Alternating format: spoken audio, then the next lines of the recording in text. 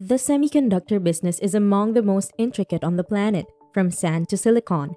We will go down to the main aspects, developments, and technologies in this video, covering everything from ISAs to fabricating and packaging. Welcome to the Technology Zone, where the home of technology resides.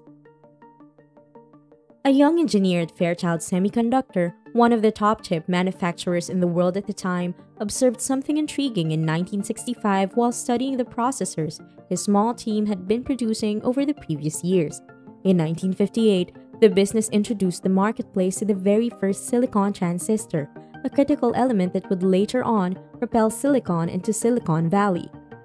Fairchild successfully integrated 4 transistors into a single chip 2 years later, and by 1965, the number had increased to 60. Gordon Moore, an engineer, performed some fast arithmetic projecting their current pace of progress when asked by an electronics magazine where he believed the industry was heading. He determined they'd move from 60 to 60,000 transistors per processor in the next 10 years. As it turned out, Moore's law perfectly captured the exponential development trajectory of the industry, even though it had just begun as an observational analysis that Moore himself wasn't confident would survive very long. Moore's law not only foresaw the phenomenal rise in computer power, but it also served as a self-fulfilling prophecy, even though it was changed and altered several times in the years that followed. If it were true that semiconductors will improve nearly exponentially over time, then it would be worthwhile to invest almost exponentially increasing sums of money and human resources to support this progress. And that conviction gave rise to what is perhaps one of the most complicated sectors in the world, with hundreds of incredibly niche businesses that frequently make science fiction seem unremarkable in contrast. Today, to make your phone operate a little bit quicker, 100-ton machines blast lasers into tiny drops of liquid tin in mid-air, turning it into plasma. A few chip firms have grown to such a size that losing access to them may knock entire economies to their ruins. A dozen or so individuals at Fairchild controlled a large portion of the manufacturing process from start to finish when the company produced the first silicon transistor. A few years down the line, they made $130 million in sales and had roughly 12,000 people. As a result of the industry's rapid professionalization, businesses in the sector now frequently focus on 5 different areas. The creation of a logic chip's instruction set architecture, or ISA, which specifies how the processor will carry out its most fundamental instructions, such as accessing memory and carrying out basic calculations, is the first step towards making a logic chip, on which I'll be focusing mainly in this video. Well, theoretically, anyone could create one. However, when ISAs become accepted as industry standards, they gain considerable authority. In essence, processors and operating systems from different manufacturers that adhere to that standard become compatible when that occurs. Windows, Linux, and Mac OS can all run on a wide range of Intel and AMD processors thanks to the strength of x86, while Android filmmakers can use whatever Qualcomm or MediaTek chip they wish to thanks to the power of ARM, or even develop their own as Huawei and Samsung have done. Although the 2 ISAs listed above, ARM and x86 are by far the most common types in the market and have up until now functioned flawlessly as standards, there is a slight issue with both. They are primarily one of 3 obstacles affecting the semiconductor industry. Because Intel was essentially sued by the US authorities to cease being a total monopolist, AMD and Intel, which jointly hold the majority of the x86-related intellectual property, are only licensing their ISA to a single active rival.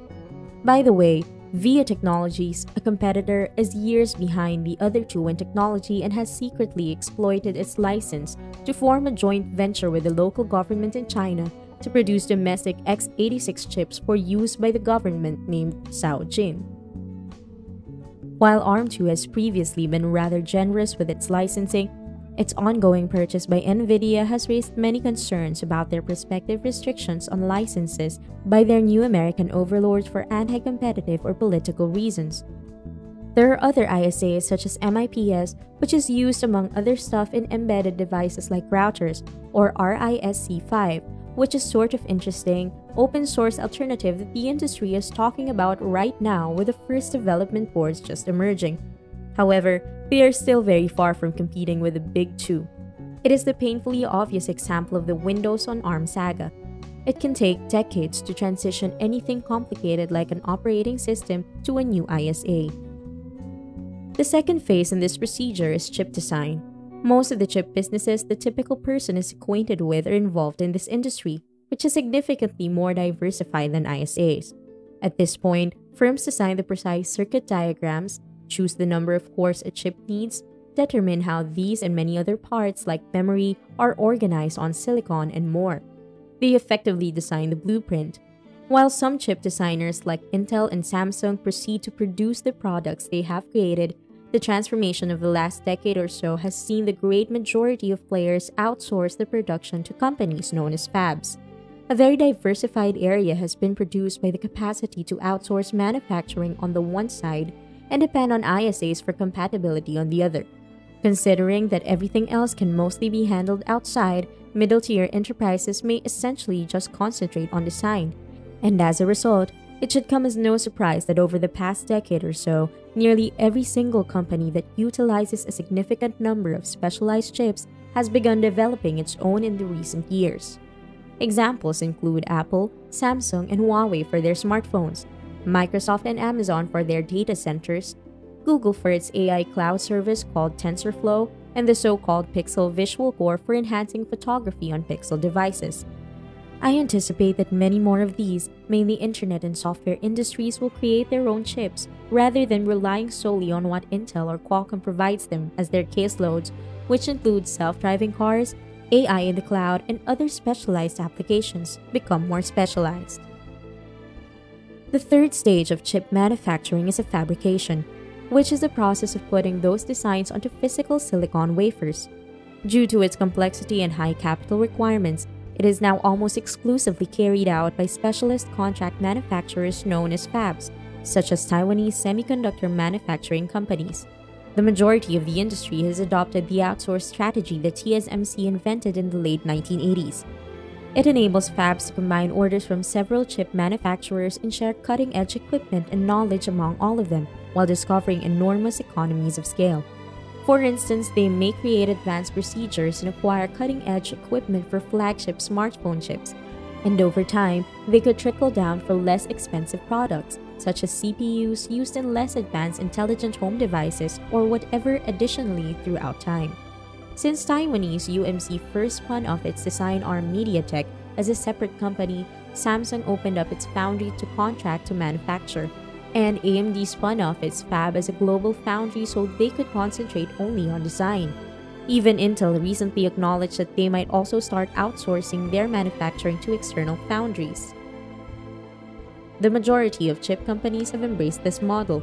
One of the really costly things in the world is making a chip, which requires thousands of highly specialized processes. TSMC anticipates spending more than half of its $25 to $28 billion in annual revenues on capital investments, such as new equipment purchases and factory expansions, just the following year. Comparatively speaking, chip design firms spend between 3 and 5% of their sales on capital expenditures or CapEx, a staggering cost that contributes to the lack of significant competition for TSMC. Chinese SMIC, which was initially founded almost entirely on stealing TSMC's trade secrets, was unable to maintain abreast with the Taiwanese giant after they had been asked to stop the thievery. And while Samsung has recently been trying to catch up to them, TSMC continues to remain the clear frontrunner, having possessed over half of the market. To give you an idea of the size, at the time the screenplay was written, TSMC was worth more than all of Samsung Electronics put together. This includes not only their chip foundry but the entire conglomerate, which consists of the most prominent phone company, most significant TV business, biggest memory firm, and more. So yes, the fab business is the second of our 3 bottlenecks in the semiconductor sector and is also extremely expensive and complicated. The minuscule people cannot afford to maintain the large businesses on the cutting edge in this winner-takes-all market. Okay, let's move on to the following domain: hardware and software. Actually, there are hundreds of phases involved in creating a chip, each requiring specialized tools and software. But let me choose the one that is perhaps the most crucial to depict: lithography. In this phase, the manufacturer utilizes light to imprint tiny replicas of the eventual chip's blueprint onto the silicon wafer using what is known as a mask. This process really converts the design to silicon, and the equipment needed to do it is some of the most fantastic engineering achievements ever. Extreme ultraviolet lithography or EUV devices are utilized at the cutting edge, and unlike in consumer marketing, the term extreme ultra feels like an exaggeration for what they do. These gadgets employ light with such a tiny wavelength that perhaps the air catches it. They must therefore operate in a vacuum, and in order to produce the light, they fire a powerful laser at tiny drops of liquid tin into the air at a frequency of about 50,000 times per second. This creates plasma, which produces the light that is then reflected off the wafer by a dizzying array of mirrors and lenses. There is virtually just one business that has figured out how to use EUV since it is so complicated, particularly at the bleeding edge. High-end EUV machines are only produced by the Dutch company ASML, and now one of their equipment weighs over 100 tons and costs about $130 million. The company only produces approximately 25 of them annually. This year, TSMC purchased more than half of them. Because they were the only owner of an earlier model ASML machine, a Chinese business by the name of Hongxing conned their local authorities into offering them state subsidies. Similar to that, nearly by itself, it was sufficient to persuade the government just before the corporation mortgaged the equipment without utilizing it. So yes, creating high-end equipment for the business is so complex and pricey that there are just not many companies left on the top end, much as with fabs. Thus, there's basically a monopoly in some industries like lithography, for instance. And as you could have suspected, this is the third bottleneck in the sector. Since EUV heavily depends on US technology, the Trump administration effectively leveraged this bottleneck to compel non-US businesses like TSMC to stop producing chips for Huawei. If they didn't stop doing business with Huawei, the US may stop supplying them with things like EUV, which would be the end for a high-end fab. The last area of semiconductors is frequently referred to as packing and testing. Here, the silicon wafer is divided into separate chips. Wires and connections are joined, the chips are housed in a protective shell, and finally, the chips are quality checked before ever being put on the market. Simply being said, this domain is far less high-tech and significant than the others. Usually, it is contracted to numerous different businesses. I'll save you the details and affirm you that this thing really exists. You now have a general understanding of how the semiconductor business operates. After worrying over the subject for a few years, I've reached a few key conclusions. First, although the rest of the business is undergoing tremendous consolidation, making the entire sector increasingly dependent on just a few irreplaceable corporations, practically all of the industry's great diversity and competitiveness originate from the design phase. With each cycle of shrinking, semiconductors become more sophisticated, which increases the cost of competing in this market and leads to an even greater concentration of power. That, in turn, fuels a great deal of political and economic unrest. The US, which is home to the majority of chip design businesses and generates perhaps the most revenue from chips, is growing increasingly concerned about having to depend on foreign firms for production. This month, Europe said that its digital independence was in danger and would invest billions to increase its market share in chip production from 10% to 20%. China has been spending 4 times as much on semiconductors in the past year alone in a frantic attempt to become a significant participant. As the world's electronics capital, China has an immense demand for chips and the weakest local chip sector, making it the most desperate of the three, producing only 6% of the chips that the nation as a whole uses. I believe China's efforts to advance up to the value chain, particularly in semiconductors, will dominate the next 5 to 10 years.